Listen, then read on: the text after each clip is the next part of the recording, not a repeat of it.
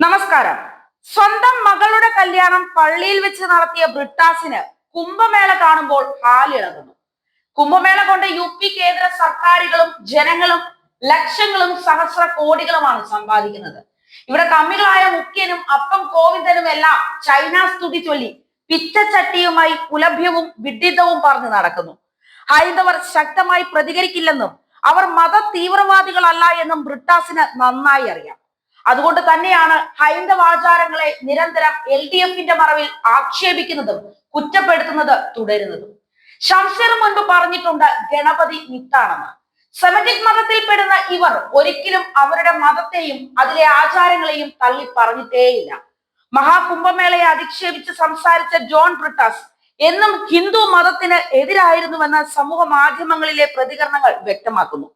പണ്ട് മാതാ അമൃതാനന്ദമയി മഠത്തിൽ നിന്നും തെറ്റിപ്പിരിഞ്ഞു പോയ വിദേശ വനിത ഗെയിൽ ട്രെഡ്വെലിനെ വിദേശ രാജ്യത്ത് പോയി അഭിമുഖം ചെയ്യാൻ വലിയ ഉത്സാഹവും തിടുക്കവുമായിരുന്നു അന്ന് ജോൺ ബ്രിട്ടാസ് കാണിച്ചത്.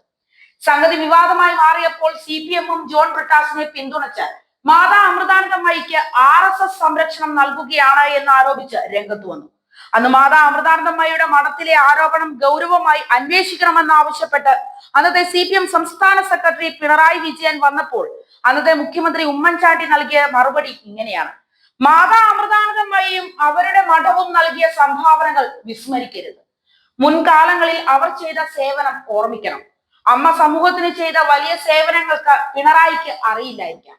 എന്നാൽ അവരുടെ സേവനം നേരിട്ട് കണ്ട ആള് എന്ന നിലയിൽ അവരെ വിമർശിക്കാൻ തനിക്ക് സാധിക്കില്ല. സുനാമി ദുരന്തത്തിൽ എല്ലാവരും പകച്ചു നിന്നപ്പോൾ ആദ്യമായി സമൂഹത്തിന്റെ സുരക്ഷയ്ക്കായി മുന്നോട്ട് വന്നത് മാതാ അമൃതാനന്ദമയിയും അവരുടെ മഠവുമാണ്. ഒരു പുസ്തകത്തിൽ എഴുതിയ ആരോപണത്തിന്റെ പുറത്ത് അമ്മയെ വിമർശിക്കരുത്. അവർ മുൻകാലങ്ങളിൽ നിരവധി സേവന പ്രവർത്തനങ്ങൾ നടത്തിയിട്ടുണ്ട്. അത് പിണറായി വിജയൻ മറക്കരുത് എന്നതായിരുന്നു അന്നത്തെ ഉമ്മൻചാണ്ടിയുടെ പ്രതികരണം. അങ്കമാലി ഡയറീസ് എന്ന സിനിമ പുറത്തിറങ്ങിയപ്പോഴും ജോൺ ബ്രിട്ടാസ് ഹിന്ദു മതത്തിനെതിരായ ഒരു പ്രസ്താവന നടത്തിയിരുന്നു. സിനിമയുമായി ബന്ധപ്പെട്ട് നടന്ന ഒരു ചടങ്ങിലെ ചോദ്യോത്തര വേളയിലായിരുന്നു ഇത്. ഹിന്ദു മതത്തിന് മുമ്പ് ക്രിസ്തു മതം ഇന്ത്യയിൽ വന്നു എന്ന രൂപത്തിലായിരുന്നു ജോൺ ബ്രിട്ടാസിന്റെ പ്രസ്താവന. ഇന്നത്തെ രൂപത്തിൽ നമ്മൾ കാണുന്ന ഹിന്ദുമതം, അതായത് ബ്രാഹ്മണൻ മുതൽ താഴേക്കുള്ള ജാതി ഘടനകൾ ഉരുത്തിരിയുന്ന ഘട്ടത്തിലോ അതിനു മുമ്പോ ക്രൈസ്തവ വിശ്വാസം കേരളക്കരയിൽ എത്തിയെന്നും അത് തികച്ചും തദ്ദേശീയ സ്വഭാവമാണ് ആർജിപ്പിച്ചിരുന്നത് എന്നുമാണ് താൻ സൂചിപ്പിച്ചത്. ജോൺ ബ്രിട്ടാസ് അന്ന് ഫേസ്ബുക്കിൽ കുറിച്ചതാണ് ഇങ്ങനെ.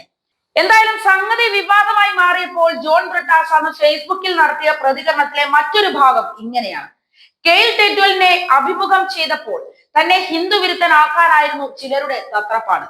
ആ കളിയിൽ തന്നെ ഒതുക്കാൻ കഴിയാത്തത് കൊണ്ടാകാം ഒരു സിനിമാ ആസ്വാദന വിനോദ പരിപാടിക്കിടയിലെ പരാമർശത്തെ വളച്ചുകൂട്ടി ഇപ്പോഴത്തെ പടപ്പുറപ്പാട്. ദേശീയ രാഷ്ട്രീയത്തിലെ ചില സംഭവ വികാസങ്ങൾ ഇതിനവർക്ക് ഊർജം പകരുന്നുണ്ടാവും. ഇതിന്റെയൊക്കെ തുടർച്ചയായാണ് കേന്ദ്ര ബജറ്റിനോടുള്ള പ്രതികരണവുമായി ജോൺ ബ്രിട്ടാസ് നാവിൽ നിന്നും വീണ വാക്കുകൾ. ചൈന AI-യിൽ തിരമാലകൾ സൃഷ്ടിക്കുമ്പോൾ ഇന്ത്യ മഹാകുംഭമേളയിൽ മുങ്ങിക്കുളിക്കുകയാണ് എന്നായിരുന്നു ജോൺ ബ്രിട്ടാസിന്റെ ഹിന്ദുമതത്തെ അധിക്ഷേപിച്ചുകൊണ്ടുള്ള വാക്കുകൾ.